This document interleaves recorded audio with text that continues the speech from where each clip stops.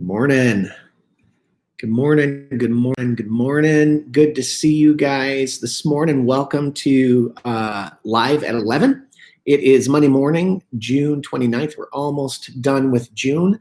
What a bummer. I love June. But we're wrapping that up and we're headed into July very soon here. And I hope you guys are ready for it. So it's Monday morning, and typically Mondays are a morning off for Molly and for myself. And a lot of Monday mornings are really good and really nice. I was asking Molly just yesterday, like, what is your kind of favorite sort of day of the week? And she really loves these Sunday afternoon, Monday mornings. That's like our kind of 24-hour period that we try to take off of church stuff. And she loves it because the working towards the sermon just kind of builds and builds and builds, and the pressure builds. And then finally we get that done and over with. And then we can just kind of let our hair down and take a breather and things like that. So, but occasionally our Sunday afternoon and Monday isn't that great because we are tired because it has oftentimes been a long week. And sometimes we get into a fight. And that's what happened yesterday. Molly and I got into an argument about something, and something actually related to church. And you guys would be like, what? They fight over church? And it's like, yes, we do. Co-pastoring, having two people that are kind of leadership type personalities, there's plenty of opportunity to disagree, plenty of opportunity to argue because we are just human beings. And so we got into a fight yesterday, and I wanted to talk to you guys about that. And the reason is because we will always have conflict in our lives. We will always disagree with each other, and very often we will bump into each other, and there will be an opportunity for us to clash with one another because we're human beings. And so sometimes we fight against each other. And that's what happened with Molly and I yesterday.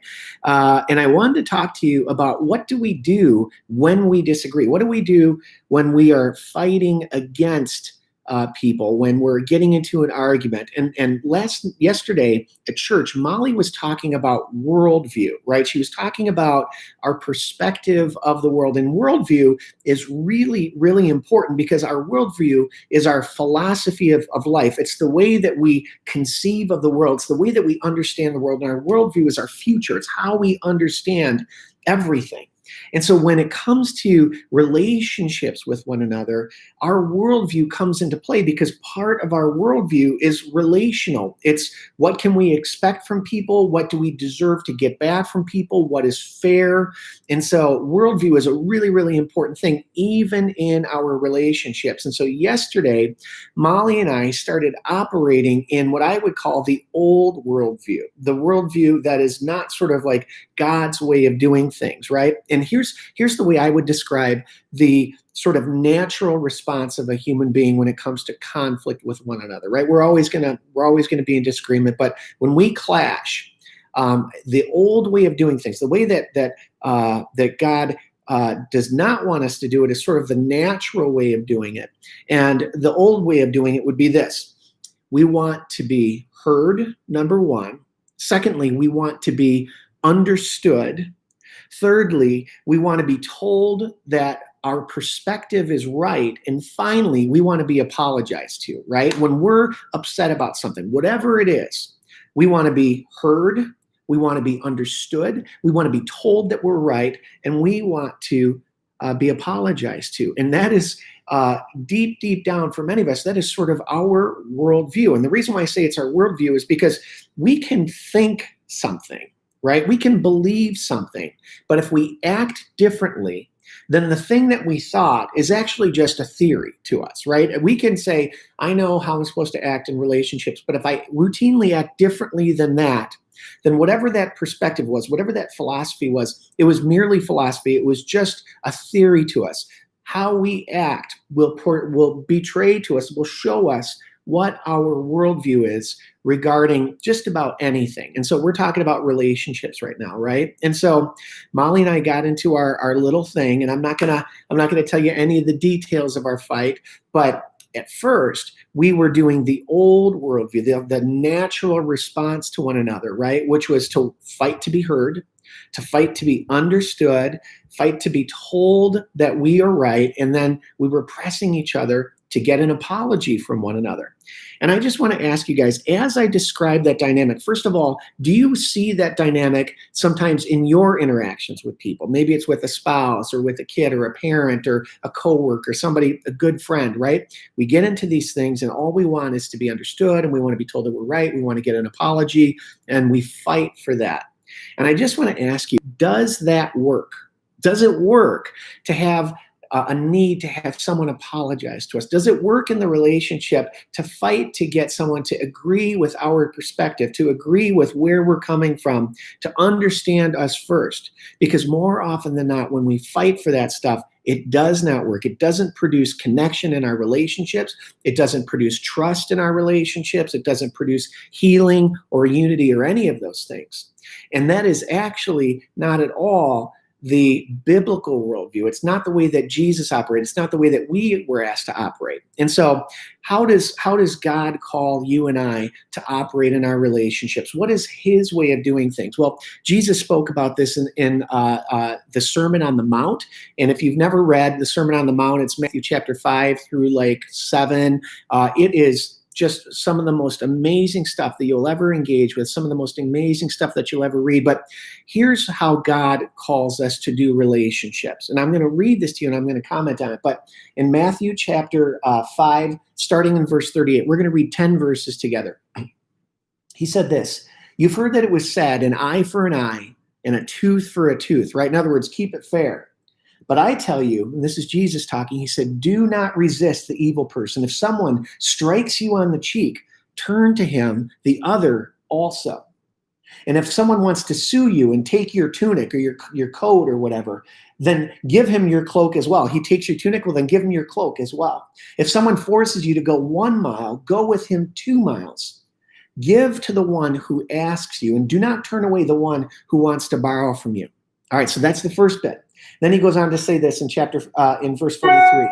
"You've heard that it was said, love your neighbor and hate your enemy. But I tell you, love your enemy and love people that are acting like your enemy in that moment, right? Love your enemies and pray for those who persecute you. Pray for those who will persecute you, that you may be sons of your Father in heaven, because he causes the sun to rise on the evil and the good, and he sends rain on the righteous and the unrighteous.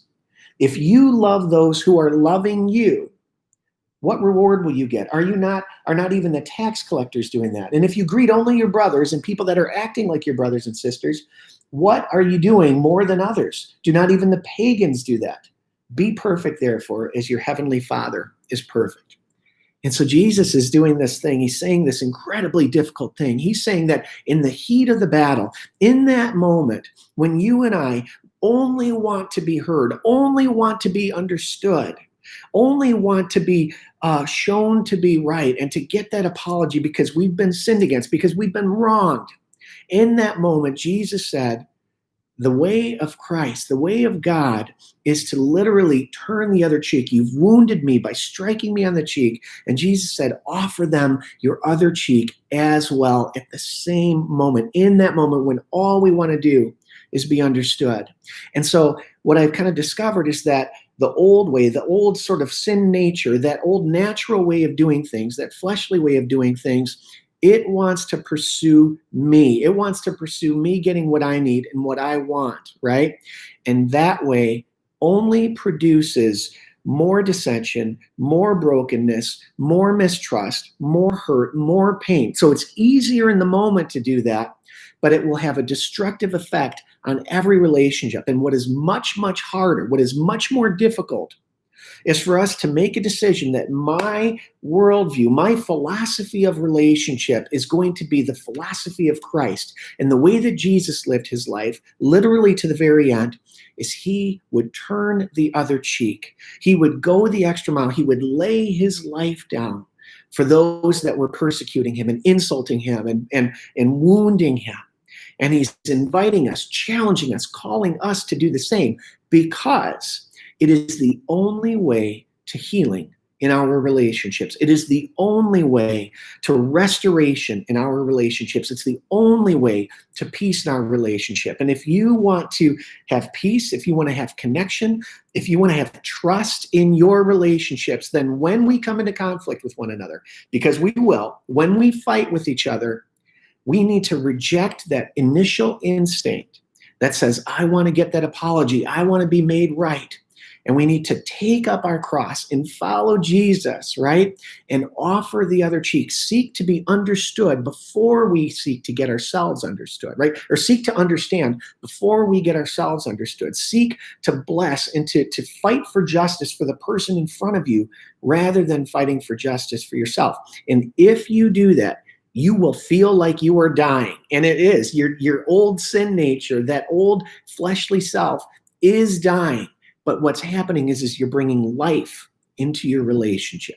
You're bringing hope and peace into that important relationship. And not only are you doing all that, but you're actually glorifying God in the midst of it. So fights are not a bad thing. Arguing is not necessarily a bad thing. Conflict is just a fact of life.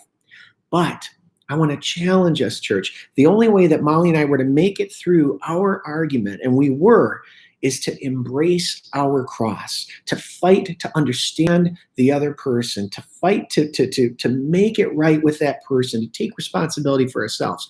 So I want to encourage you, reread Matthew chapter 5, verses 38 through 48, and press that in, because if we are fighting for our rights, we will end up losing not only what is important to us, but we'll end up losing the relationship as well. So hopefully that is helpful. Hopefully it speaks to some of you guys. We're just trying to walk this stuff out. We're trying to live it out ourselves. I pray that as you turn your cheek, that it will end up being a blessing to you. I actually know that it will. God will be your guard. God will be your protector. And after we do that a little while, you're going to discover that people are going to start to put trust in you. They're going to start to confess their own stuff. Life will come, but we have to pay a price, and it's our job to pay the price. We seek justice for the other person and not for ourselves. And that's the way to love, the way that God does. All right. God bless you guys. Have a great rest of your Monday. We will talk soon. Thanks so much. Bye-bye.